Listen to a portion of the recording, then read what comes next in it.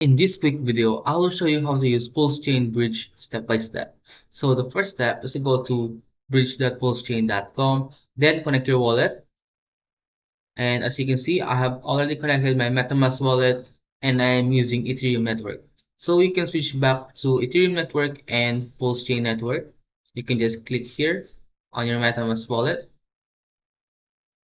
click here, scroll down, and you can see here the Pulsechain. Just click this to switch to Pulsechain network. But if you don't have a Pulsechain network yet, you can just go to chainlist.org and connect your wallet. And on the search bar, type down Pulsechain, then click Add to MetaMask. Then once you have a Pulsechain network in your MetaMask wallet, just go back here and then type down the amount of token you want to transfer. You can just click here and select the token you want to transfer. For example, Hex token.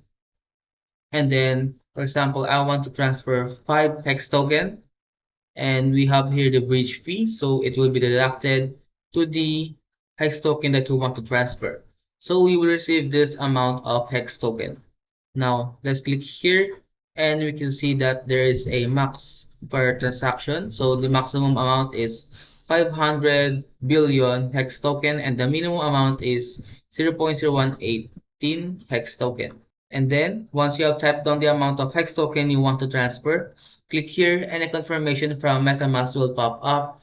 Then you will gonna need to pay for the gas fee. So since we are using Ethereum network, then we're going to use Ethereum token to pay for the gas fee. So make sure that you leave enough Ethereum in your MetaMask wallet to pay for the gas fee.